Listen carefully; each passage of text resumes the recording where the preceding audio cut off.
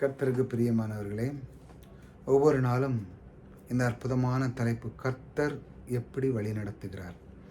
கர்த்தர் எப்படி நம்மை வழி நடத்துகிறார்? ஒரு மனிதனுக்கு கர்த்தர் நம்மை எப்படி வழி நடத்துகிறார் என்று அறிந்தாலே அவனுடைய வாழ்க்கையிலே எல்லாமே அவனுக்கு கிடைக்க ஆரம்பிச்சுவிடும். பாருங்கள், அவன் ஏன் அதை தேடுகிறான்? கர்த்தர் என்ன எப்படி வழி நடத்துகிறார் என்று தேடினாலே, இரண்டால் அவன் தேடினாலே அவனுடைய பாதி சொல்யூஷன் முடிஞ்சிடும்.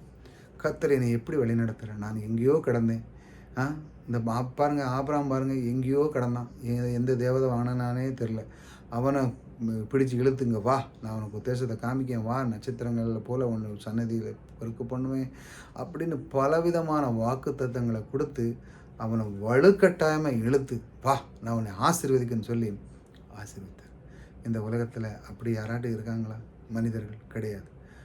தேவன்தான் கொண்டு வருகிறார், நம்மளை தேடி வருகிறார். தேடி வந்து அவர் வழிநடத்தின விதத்தை பார்த்தீங்கன்னா அவங்களுக்கு ஆச்சரியமாக இருக்கும். பார்த்தீங்கன்னா என்ன அழகாக வழி நடத்தினார் அவனை. அவனுக்கு ஏதாட்டு குறை வச்சாரா? எல்லாம் அவன் எப்போ கேட்டாலும் ஆண்டவரே அப்படின்னு கேட்டாலே அவனுக்கு மறு உத்தரவு கொடுத்து அவனுக்கு எல்லா வித ஆசீர்வாதத்தையும் அவனுக்கு கொடுத்தார்.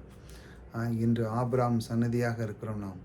அவனுக்கு கொடுக்க ஆசீர்வாதங்கள், அவனுக்கு கொடுத்த எல்லாமே நமக்கு இப்பொழுது இருக்கிறது. இப்படித்தான் அவர் நம்மை வழி நடத்துகிறார். பாருங்கள், கர்த்தாவே உம்மை நோக்கி கூப்பிடுகிறேன்.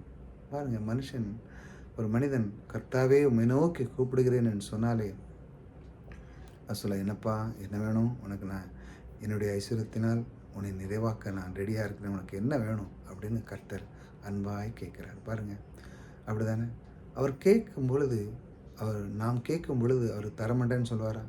நாம் கேட்குறோம்.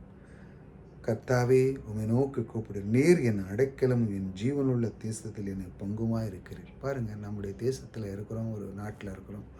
பாருங்கள், நம்ம தேவனை நோக்கி பார்க்கும் பொழுது நம்ம உலகத்தில் பாருங்கள் எத்தனையோ விதமான சூழ்நிலை நடக்குது.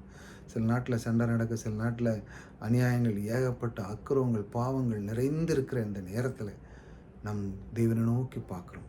கர்த்தாவே உம்மை நோக்கி கூப்பிடுகிறேன், நீரே என் அடைக்கலம். பாருங்கள், எத்தனை சூழ்நிலையிலிருந்து எத்தனை பேர் இப்படி சூழ்நிலையில் இருந்தாலும் பாருங்கள், அவர் நம்மை காக்கிறவர். நமக்கு சில நாட்டில் பார்த்தீங்கன்னா சில சண்டை நடக்கும். ஆனால் தேவனை விரும்புகிறவர்கள் எவ்வளோ இருந்தாலும் அவங்களுக்கு அதை பற்றி கவலை கிடையாது. கர்த்தர் எனக்குள்ளே இருக்கிறான்னு சொல்லி சில நாட்டில் நான் கேள்விப்பட்டிருக்கேன், சண்டை நடந்திருக்கும், எல்லாம் அடித்து தவிடு விட்டா போயிடும். ஆனால் கர்த்தரை நேசிக்கிறவங்க உள்ளே இருந்து அவங்களுக்கு ஒன்றுமே ஆகாது.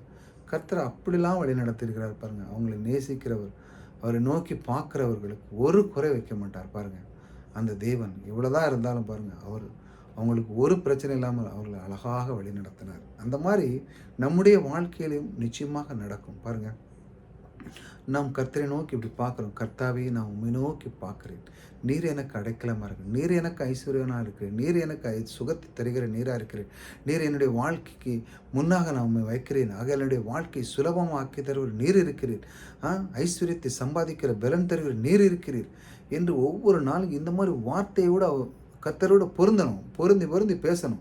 அந்த ஏன் என்று இந்த பொருந்தி பேசணும்னா, இந்த அதாவது மனம் பொருந்து, இந்த வில்லிங்னஸ் இருக்கணும் வாழ்க்கையில். அப்பொழுது இந்த வார்த்தை இருக்கும் பொழுது அது அழகாக நம்மை வழி நடத்துகிறார். பாருங்கள், இப்படித்தான் அவர் நம்மை வழி நடத்துகிறார். வழி நடத்த மட்டுமல்ல, அவர் நமக்கு எப்பொழுதும் ஜீவனுள்ளோர் தேசத்தில் நம்மை பங்குமாய் இருக்கிறார். நம்மை காக்கிறவர் நமக்குள்ளே இருக்கிறார். நம்மை காக்கும் தெய்வன் நம்மோடு கூட இருக்கிறார்.